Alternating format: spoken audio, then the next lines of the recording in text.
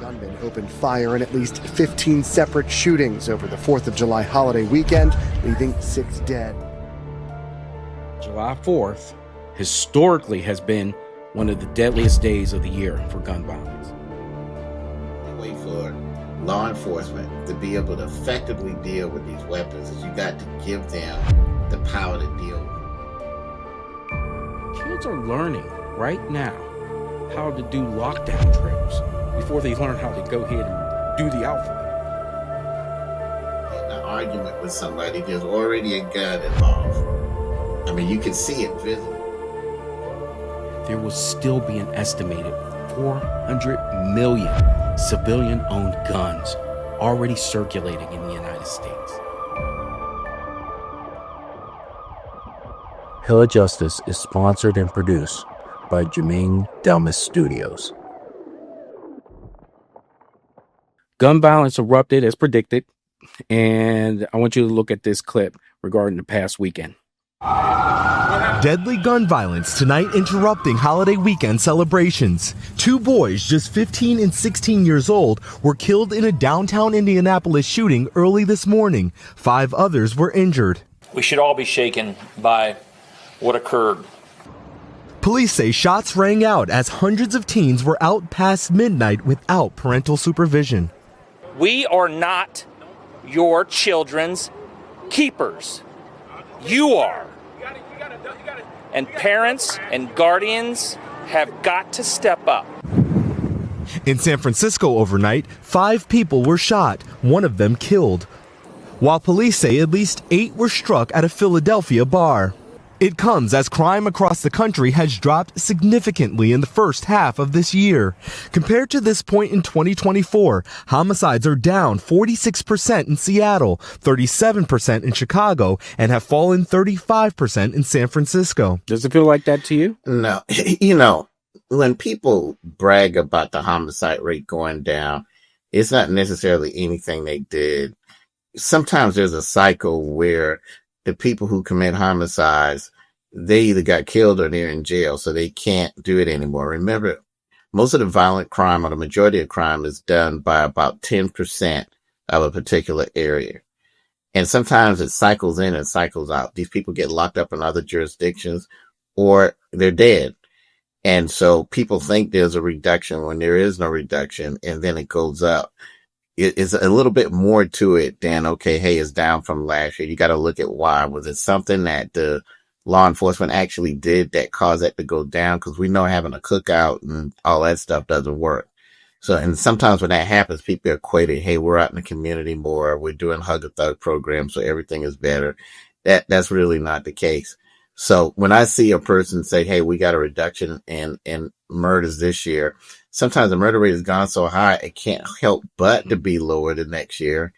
And a lot of people involved in the violence and the gangs and stuff were killed the previous year when it went up higher. So, you know, if you can show me a steady reduction year after year for at least 3 years, then I know you're doing something to have an effect.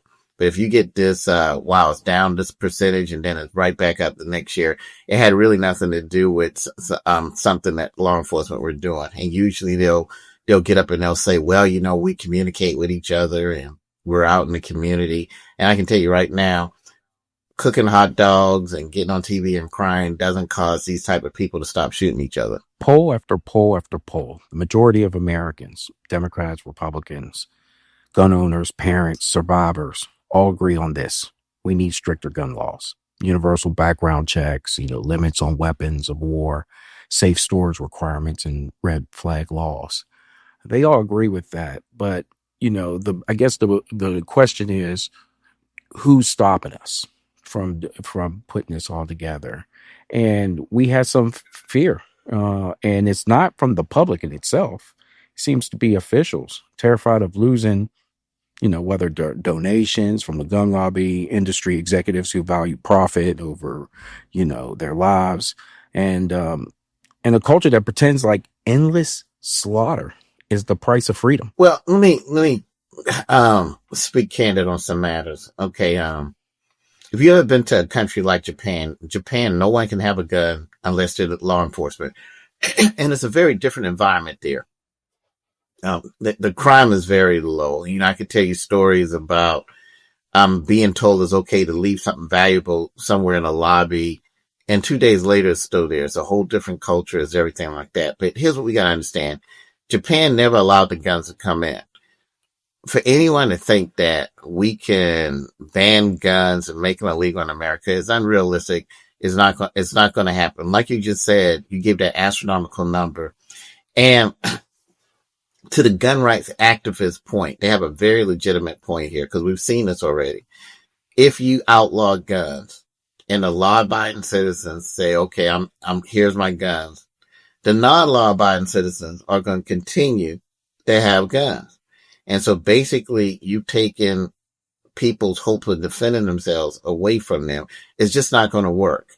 And then not only that, you're literally putting law enforcement at odds with the country. You're almost creating a law between the law enforcement and the everyday man that owns a gun that doesn't want to give it up. So we're past that. That's not going to happen. That's not what needs to happen. Let me tell you what needs to happen that can help law enforcement. Okay. And let me say another thing too. That chief that got up there and say, the parents need to do this and do that. I get tired of people saying that. Okay. First of all, if the parents had any control, it wouldn't happen at all. I hate when I see chiefs and sheriffs get up and say, well, the parents are going to have to do that. We are not your children's keepers. You are. We have to take control, because if parents had that type of control, law enforcement wouldn't even exist. So what can law enforcement do? And what kind of laws can help law enforcement? The best way to deal with this is not to take guns away from people. We got to treat guns like we treat cars. In order to operate a car, you have to have a license. Okay. That means you have to show that you're competent enough to drive a car. So you have to take a test. Okay. If gun owners had to do basically what police officers have to do, they have to qualify with the weapon. They have to show that they can handle it, know the safety and everything like it. That's one thing. So now you know who has a gun and who has what gun. And then, just like the police can stop a person with a car and say, hey, your license is suspended, or you're driving without a license. Don't take the guns. Just make everybody qualified to have them and train them to do it. Right now in Georgia, we have an open carry law. Let me tell you what the problem, even though it's well-meaning, let me tell you what the problem is.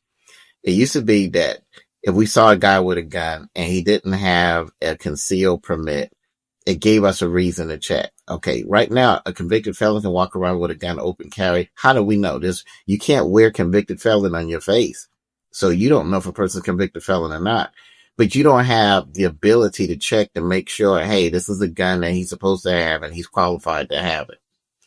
If the police had just that little bit of authority, if we had just that little bit of licensing, then they could better keep the guns out of the hands of the people you see shooting in Philadelphia on the porch, or what you saw just now.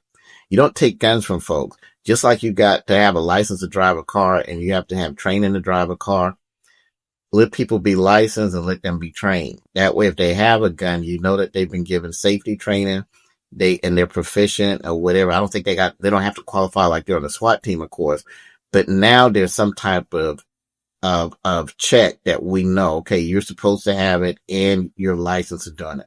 That's going to probably be the most reasonable and safest way to get some measure of control without telling people you're going to take their guns from them. Now, of course, there are going to be people who don't like that, but you can't drive a car without a license. So, and a car is an 80-ton bullet aimed at the public every day and can do massive damage just like a gun can. Now, we've actually seen cars used to plow into crowds, but at least it gives some particular measure of control. Right. Now, what if we go ahead and spell that out to the AR-15s? Because the false equivalent that I always hear is that, a hunting rifle is basically the same as an AR-15. And I'm like, that's nonsense. The hunting rifle are typically bolt action, or they're limited capacity semi-autos. You fire one at a time, that's it, But if you have an AR-15, You, it can unleash all types of high velocity rounds in seconds. It's a weapon of choice in nearly every mass shooting that you've heard about within the past 20 years. So how would that work out? Well, same thing. A person can walk around with a long gun as we know, but the law enforcement really has no way of, it's almost an unsafe situation, because if they question a person with it, they don't really have the mechanism to check. So if this person is licensed to carry it, and just like you run a person's driver's license, you could tell, okay, it's a valid driver's license. The last time it was renewed was this particular time. That could give the police some measure of control, because if they see someone walking with a rifle, they can find out, is this person licensed or not? Now, here's another factor that needs to go into this as well.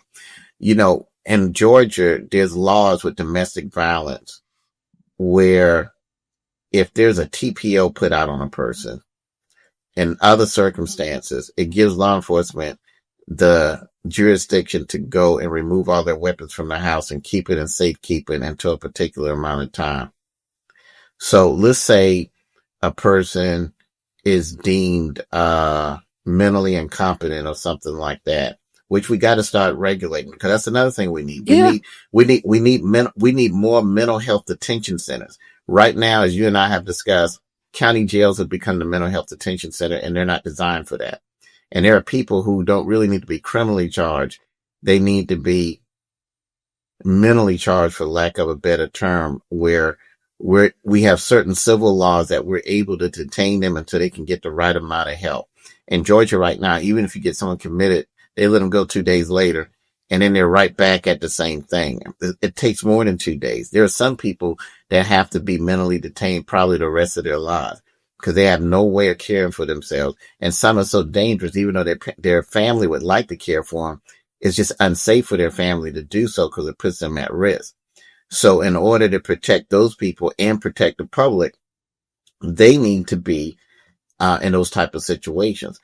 If in mental detention center, if we're able to connect both, okay, this person has a valid license to carry a firearm, if that's what he wants to do, be it concealed or be it open, or a rifle or whatever. But also, we've got to check mental health. Right now, if you're not a convicted felon, you can pretty much walk in and get a weapon. But if there are mental health issues, that needs to be looked at, because people with mental health issues should not be allowed to have weapons. Or if they're going through a mental health crisis, law enforcement should have some type of mechanism to see, okay, hey, these people, they're licensed to have these particular weapons. Let's make sure that these weapons are contained until they get past this mental crisis thing. Or maybe there's some people who can't have it because of the level of mental health problems that they have. But that's the only way. The only way for law enforcement to be able to effectively deal with these weapons is you got to give them the power to deal with it, not the power to take people's weapons. I believe in people's right to bear arms, and you can own as many guns as you want to, but they need to be safely contained. There needs to be training, safety training. And we know no matter how much training you get, professionals have accidents. We know that, but it minimizes it when that happens. Because right now you can walk in and buy a gun. You've never fired. You don't know how to clean it. You don't know how to do anything with it. And then it's just there. And then at that point, you only use it in a moment of anger. A lot of people have weapons and they don't understand the ramifications of when to use a weapon or when they can't use a weapon and how it can affect them. So I think it should be something, whether you want to carry it open or concealed. Yeah, you and I know it's not wise to carry an open weapon unless you're law enforcement. But if we have a licensing process so people still retain their rights, but it gives law enforcement some measure of control. Mm-hmm. Yeah, I'm telling you right now. The control they need in order to protect the public. Right. I'm telling you right now, somebody's walking down the street with an AR-15. I'm pulling up. I'm just pulling up. I'm not going to let just somebody just walk down the street with an AR-15, even though that may be their right, just to go ahead and do that. I'm going to make sure that they're good. I think we should at least. You're talking about if you're a law enforcement officer. Absolutely. Oh, I agree. But the thing about it is what do you have in place right now? You could stop and talk to them. Yeah, just do a Terry and they could tell.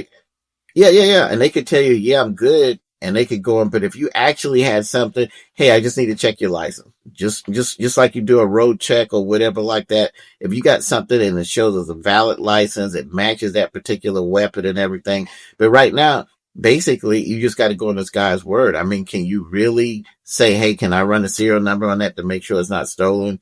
Can I really do anything beyond that? So, hey, I got a right to have a gun. I'm not doing nothing. I can do whatever. And they do have a right. But just like you have to have a right to have a car, you have a license for it. Just like we got tag readers that can check to see, okay, hey, he has a right to have a car, but it came back stolen. It's not his car. Well, if law enforcement has that ability to make sure that these weapons aren't stolen, that the person is licensed to have it, just like you're regulating a car, which is very dangerous. People get killed by cars every day, and sometimes there's mass killings with cars. I don't think it's unreasonable to do that for weapons. And then that way it's a balance. That way we're not telling people we're taking your guns away, because I'm not for that. Matter of fact, there's a lot of people who can't carry guns I think should be able to carry guns. I mean, if you're a nonviolent felon, if you went to prison for tax evasion, what does that have to do with a weapon? You know what I'm saying? But now if you went to prison for armed robbery, then we understand, okay, you don't need to have a weapon because you took a gun and used it. Right. So I'm not for taking guns from American citizens, but I am for making sure that everyone has a gun, that they're licensed. We know that they're trained and they know what they're doing. I'm not saying they got to be a professional gunfighter, but just the basics. And we know this is a person that there's nothing mentally going on with them that's questionable why they have that weapon. Right. And context is everything, you can walk straight out. Yeah, you can walk straight out the mental center and go straight and buy a gun. And there's nothing to say you can't have one because you're not a convicted felon. Right. Because if I'm in rural Pennsylvania and it's a hunting ground and you see a bunch of people walking past with rifles, you're probably not going to think much of it. But when you get into the city and you see a group of people walking around with rifles, your ears are going to perk up a little bit, and you're going to go ahead and find out what the deal is. I think that a lot of people try to go ahead, and we are a regional territory here in the United States. And I believe that a lot of people believe that the equivalency is like that everywhere in the United States, and it's not. And they try to put it together saying, hey, guess what? The equivalency even comes down to the power of the weapon. And you couldn't be any more different with the two. It's one is cosmetic compared, if you want to go ahead and compare that to one being catastrophic. One wounds are unrepairable. I mean, to the point where you have children being ID'd by DNA. That's how bad the weapon can go in and destroy you. So they're not the same. But let's look at open carry. Even though it's a pistol and it's not the same. And I've had citizens tell me this. They're saying that they're scared to death. They're just walking in Family Dollar, Dollar Tree, and they're men, women walking around with guns on their hip because they legally can. And they, you don't know these people. You don't know their mental health. You don't know. I mean, if they get in an argument with somebody, there's already a gun involved. I mean, you can see it visibly. If they bump into somebody, there's already a gun involved. So it's uncomfortable, even if it's a pistol. I know it's going to be real uncomfortable if someone walks in there with a rifle or a shotgun. Right. But even just somebody randomly walking around Walmart or whatever with a pistol on the side doesn't make the average person feel safe. And one of my favorite Westerns says that the only thing more, I think it said the only thing more scary than, being in a gunfight is being in a gunfight without a gun. Something like that. Yeah. I can't remember. Right. But where are you going to take your chances at? With an AR-15 or with a small arm fire? I'm taking my definitely with a handgun. compared to an AR-15. Well. Now I can't. Okay, if they're in a place like, for instance, it depends on where you're at. If a man walks in a crowded building with an AR-15 or a shotgun, it's easy to take away from him. Those are distance weapons. If there's a crowd, it's going to be hard for him to control. People can grab it and take it away from him. Whereas with a small weapon, he can kind of maneuver. So it depends on the terrain and everything. The point is, people feel uncomfortable when people brandish weapons and they're not law enforcement. Mhm. You're a family guy with your family in Walmart, and 3 or 4 guys, some of them old, some young, but they all got guns. And the sad part is, we don't know their maturity level. If they just happen to get in an argument with each other, now it's like the old West, you got a gunfight. Okay, well, we're past that. We can't do nothing about that. But at least if we know that everyone carrying a gun is licensed, so the government knows their mental capacity, their ability, they pass the safety test. If we know that if they are not acting right and the police is called, the police have a right to say, hey, can I just see your firearms license? Or whatever. Right. That gives the police a lot more ability to protect the public from gun violence. Because we're not going to take everybody's guns. I mean, no, we can't. We can't. Right. Right. But, but what does freedom mean in the United States? Does it mean, for me, a lot of people, gun owners, want to go ahead and say, well, having a gun equals freedom. And, particularly with the assault rifles, and but that's a false equivalency too, because freedom means a lot of things. You have the right to speak, you have the right to fear for your life, but when weapons are flooding the communities, your freedom shrinks too. Kids, how about this? Kids are learning right now how to do lockdown drills before they learn how to go ahead and do the alphabet. How about that?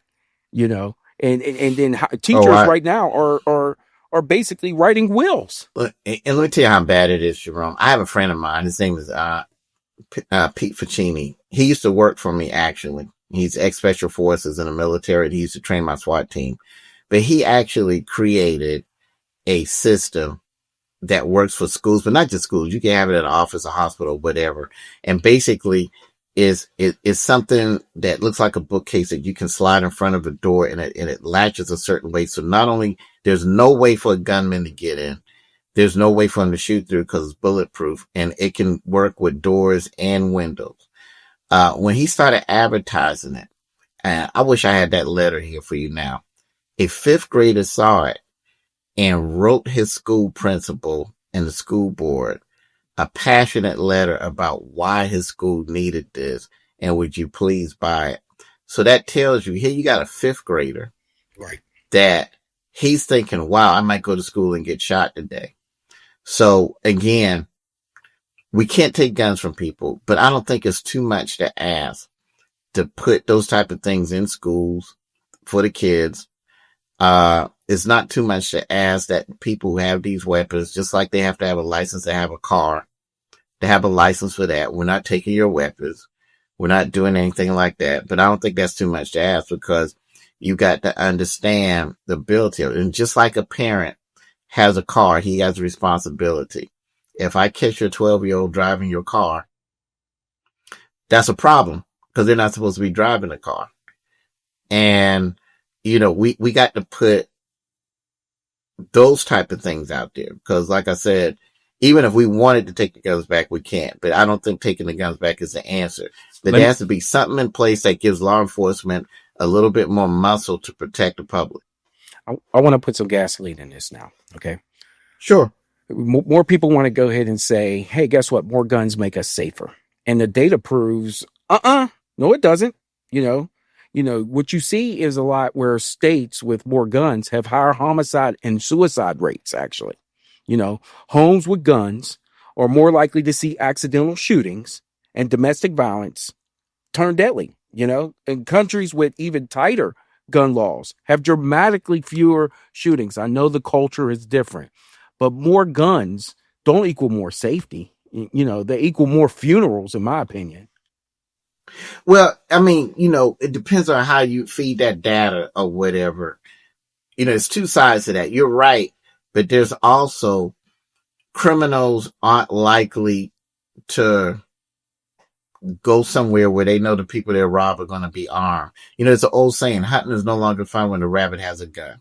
If rabbits started arming themselves with guns and deer started arming themselves with guns, 90% of the hunters would stop hunting. They just would. They're not trying to get shot back at. They just want to shoot and then get the game or whatever like that. So, like I said, deer start carrying AR-15s and assault rifles. That would change the game.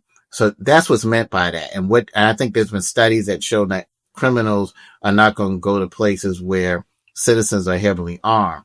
At the same time, you have a good point there. You have folks that they got the ability to commit suicide, or if there's a domestic thing going on inside the house, someone knows a firearm is there. Again, that goes back to what I think we should do as far as having a license, having a training, having background checks, having people to secure, exactly, making sure that background checks and also no mental health history. Because like I said, the convicted felon thing is not working. I mean, there are a bunch of people out here are falsely convicted and they can't have a gun. And then there are people out there who are convicted and they have a gun and the police can't really search them now due to certain laws.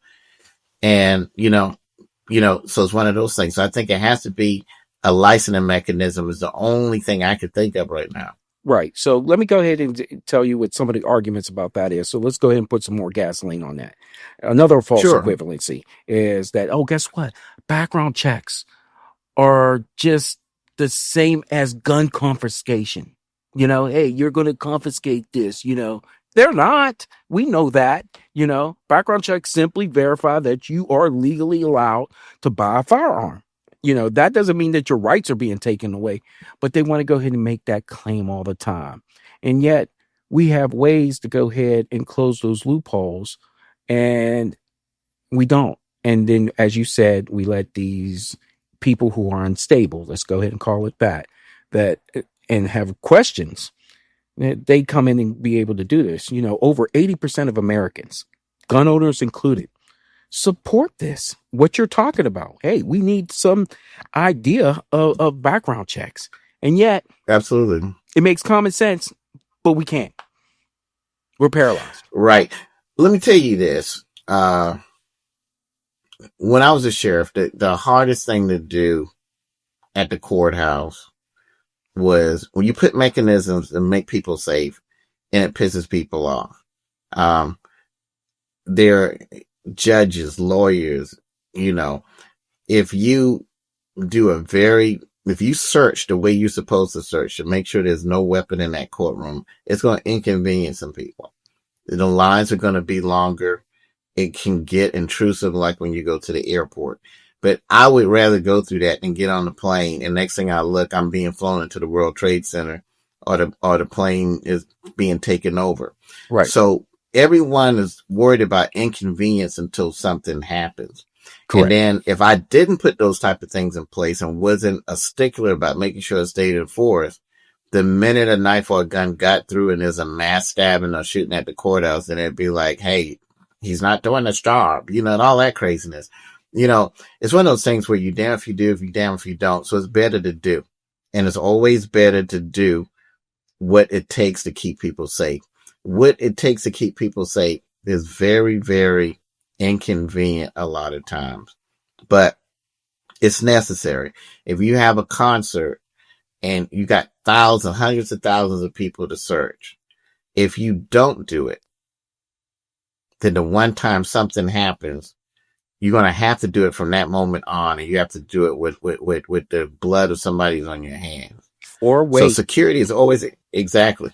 Or wait 25 years later, after somebody gets onto a plane and tries to light a match on their shoe, and now everybody in the United States has to take off their shoe. Now, I'm glad that they reversed it yesterday, but now everybody has to take off their shoe to go ahead and show that they don't have no bomb in there. Yeah, recency has something to say for a lot of things, the knee-jerk reactions that we have. For example, because all these school shootings are going on, let's arm the teachers, and I'm just like, that's theater. That's not even a solution. And I'll give you this last point.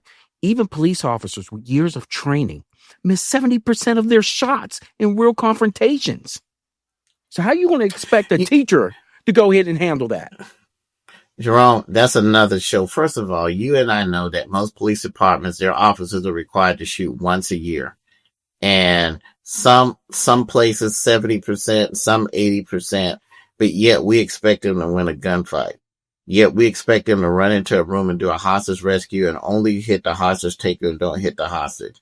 But nobody wants to spend the money or the time to make them proficient. Instead, they want to spend money and time on cookouts and feel-good programs or whatever like that. Then when you get a situation where we need them to act, they don't have the ability to act anyway. So imagine if the police, I just want to see the average citizen have to do the minimum of what a cop has to do.